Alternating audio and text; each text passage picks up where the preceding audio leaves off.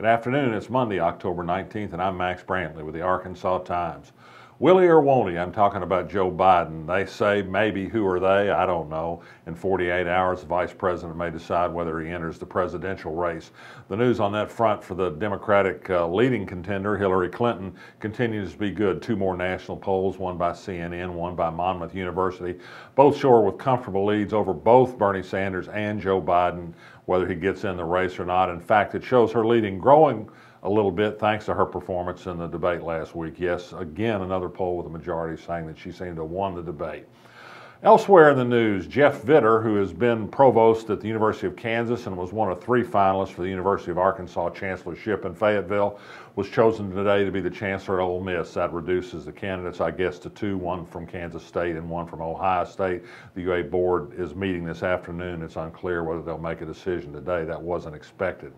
The state parole board today decided it needed 30 more days to consider the case of Tim Howard, who's been in prison for 19 years, who got a retrial after initially being sentenced to death and got a sentence that was supposed to qualify him for immediate parole. The parole board seems to be reluctant to grant that parole. This is a case of justice delayed for certain. Saturday in Augusta, Connor Eldridge announces a Democratic candidate for U.S. Senate against Republican John Bozeman, the incumbent. It's seen as something of an uphill climb, but he's a bright and promising candidate in many ways. He started in very mild terms. He avoided some of the hot button issues today. His big issue of the day for his announcement was a small business tax credit, not exactly hot stuff for those who look for hot political races. Judicial races, maybe something's going to shape up after all. For now, we only have unopposed candidates in the 2 open seats for state Supreme Court. Courtney Goodson is seeking the Chief Justice's seat, and Sean Womack so far is unopposed for an open seat that's being vacated by a retirement. News coming that there may indeed be a candidate, maybe more than one, for Chief Justice. The business lobby is looking hard for somebody to oppose Courtney Goodson. There's a veteran circuit judge in North Arkansas who's rumored strongly to perhaps appear as a candidate when filing opens at the 1st of November. Womack, by the way, will clearly be the candidate of the Arkansas State Chamber of Commerce and other big business interests that want people on the bench who will make it very difficult for injured people to sue for damage. Womack is their man. That's the kind of legislation he backed when he was a Republican state senator. The state fair finished its run Sunday, and what a week it was. They set a record attendance. The weather could not have been better for fair goers.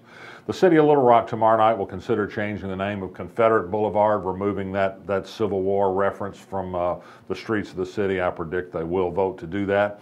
And today we learned that the state of Arkansas is preparing for executions Wednesday. A couple are scheduled. A circuit judge in Little Rock has issued a temporary restraining order to prevent those executions. They're making plans in the hopes, I guess, the state Supreme Court will lift that temporary restraining order and allow the executions to go forward.